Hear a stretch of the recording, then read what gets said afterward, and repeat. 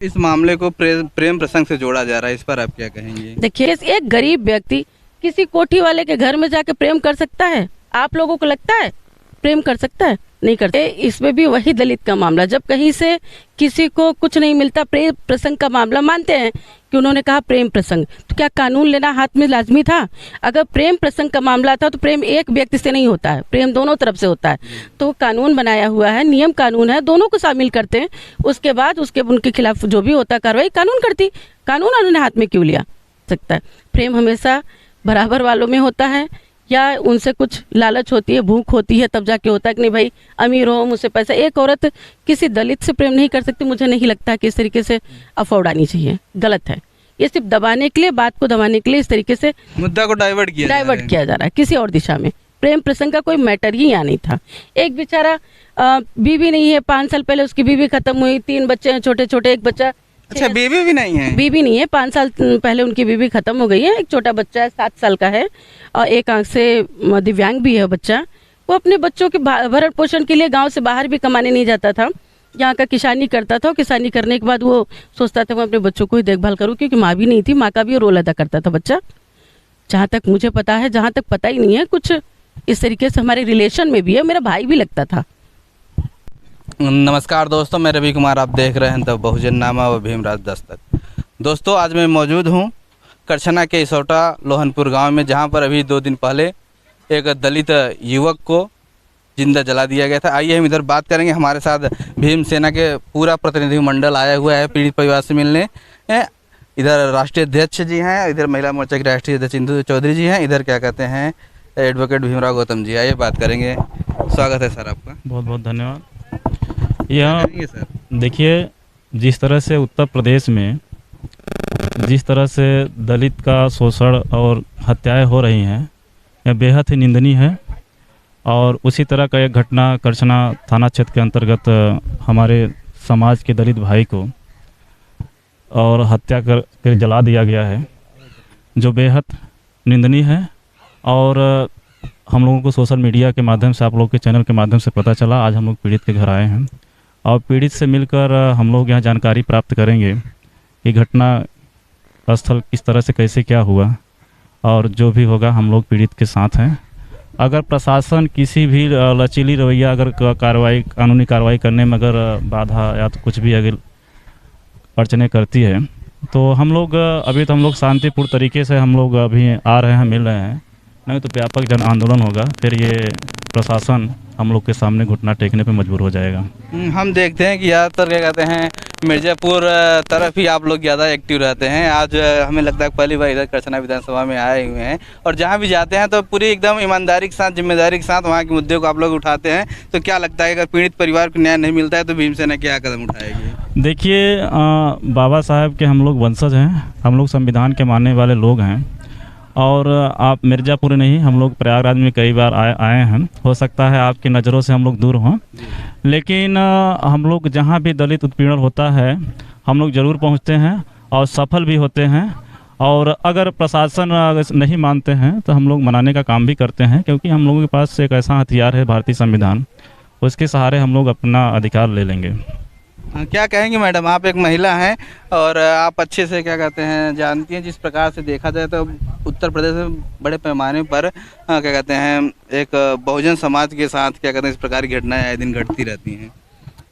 उसका कारण यही है, पहले तो मैं आपको धन्यवाद करना चाहती हूँ कि आपने कम से कम हम लोगों के सामने बात रखने का एक मौका दिया। मैं कल भी यहाँ पे आई थी निरीक्षण करने के लिए, लेकिन ये जो उत्तर प्रदेश में आए दिन घटनाएं आ रही हैं, ये सिर्फ शासन प्रशासन के साथ जो हमारी सरकार है वर्तमान में, उस सरकार में भी लोगों के अंदर एक भय जो होता था पहले कि नहीं हम कानून के दायरे में रह के काम नहीं करेंगे तो हम एक स्वयं अपराधी घोषित होंगे। लेकिन अब लोग जैसे छुट्टा सांड नहीं हो तो उस तरीके से होके लोग अपने मनमाना तरीके से कार्य को कर रहे हैं, इस प्रक्रिया को, इस जघन्य अपराध को दे रहे हैं, और जो कि ये बहुत निंदनीय है।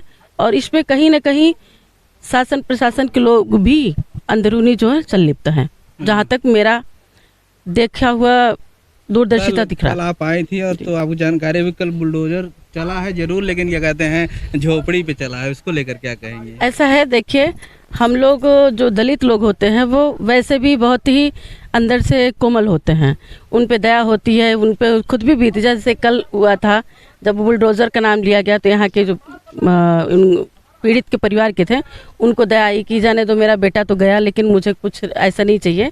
लेकिन फिर उनको लगा कि नहीं, वाकई मेरे साथ गलत हुआ है। ये दिखावा करके लोगों का, हम लोगों को बेवकूफ़ जैसे बनाया गया था पहले, वही बेवकूफ़ के लिए सोचे कि बुलडोज़र खड़ा कर देंगे, यहाँ के लोग सब शांत हो जाएंगे। बस वही दिखावा था। बाकी जिस झोपड़ी को गिराया गया क्या पता कि वो उसकी थी भी कि दिखावटी थी, उसमें कोई सच्चाई थी कि अपराधी के परिवार का ही वो घर था या अपराधी के परिवार का ही वो सदस्यों का जो है निर्माण किया हुआ उनका निर्माणाधीन मकान था। तो ये गलत चीज़ें, इस तरीके से र्यूमर नहीं फैलाना चाहिए कि बुलडोज़र आए। तो अब इस पे सरकार पे ही देखा जाता उंगली उठ रही है कि गलत र्यूमर ना फैलाएं। जो भी हो, जो भी न्याय प्रक्रिया हो, हमारे इन दलित बहन भाइयों का, दलित महिलाओं का या दलित जिसका परिवार उजड़ा है, उनको सच्चे तरीके से न्यायप्रीत रूप से न्याय दिलाएं।